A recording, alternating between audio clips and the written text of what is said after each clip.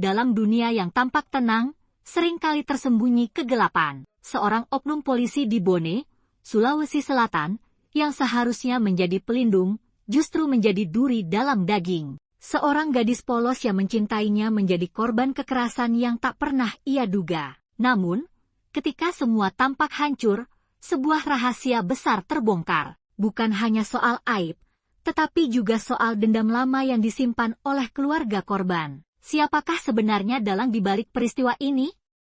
Kisah ini akan membawa kita pada jalan berliku tentang keadilan, pengampunan, dan kekuatan doa. Bismillahirrohmanirrohim. Assalamualaikum sahabat-sahabat yang dirahmati oleh Allah Subhanahu wa Ta'ala. Hari ini izinkan saya mengajak sahabat semua untuk menyimak sebuah kisah nyata yang memilukan. Tentang kepercayaan yang dikhianati, tentang air mata seorang ibu, dan tentang keadilan Allah yang tak pernah tidur. Judul cerita kita hari ini adalah Perkosa dan Aniaya Pacar di Bone. Oknum polisi diamankan Propam. Jangan lupa, sahabat-sahabatku sekalian, bagi yang beragama Islam, mari bersama bersyalawat kepada Nabi Muhammad Shallallahu Alaihi Wasallam. Semoga kelak menjadi saksi yang menyelamatkan kita di hari kiamat. Dan jangan lupa, gerakan jari Anda untuk like dan subscribe channel ini, agar kisah ini menjadi amal jariah, mengingatkan dalam kebaikan. Baiklah, mari kita mulai.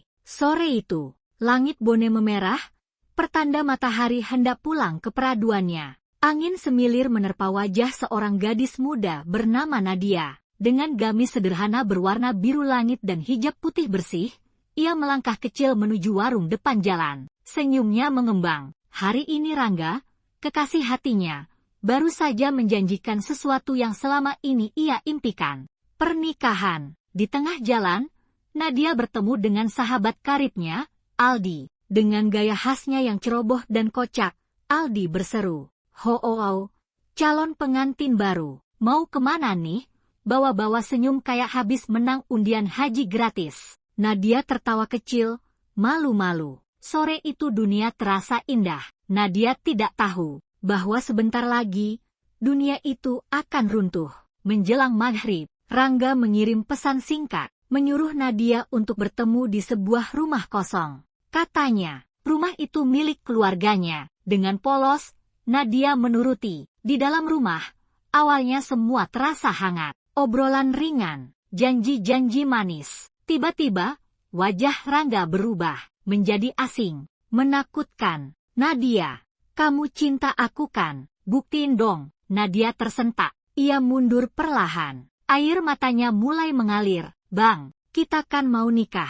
Jangan gini." Namun nafsu telah membutakan hati. Rangga mendorong Nadia, merenggut kehormatannya, menganiaya fisik dan batinnya. Dalam isakan, Nadia hanya mampu beristighfar. "Astagfirullah, astagfirullah ya Allah." Firman Allah bergetar di hatinya. "Dan janganlah kamu mendekati zina. Sesungguhnya zina itu adalah suatu perbuatan yang keji dan suatu jalan yang buruk." Quran Surat Al-Isra 32. Dengan tubuh lemah dan penuh luka, Nadia melarikan diri.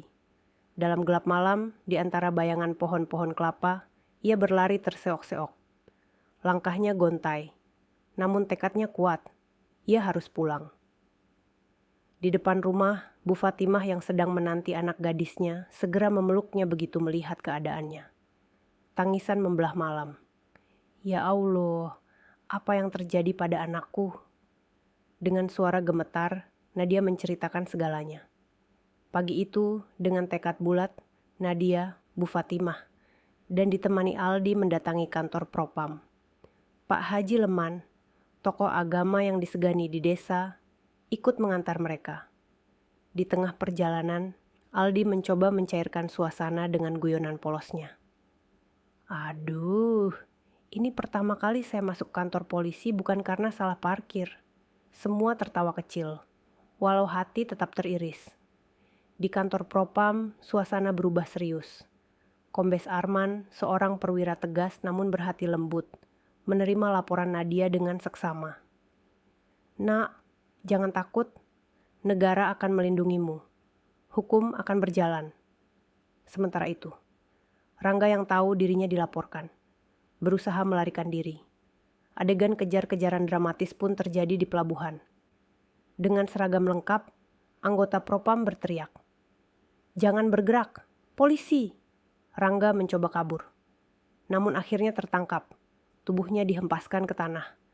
Tangan diborgol. Mata Rangga memancarkan kebencian. Bukan penyesalan. Di ruang interogasi, Rangga akhirnya bicara.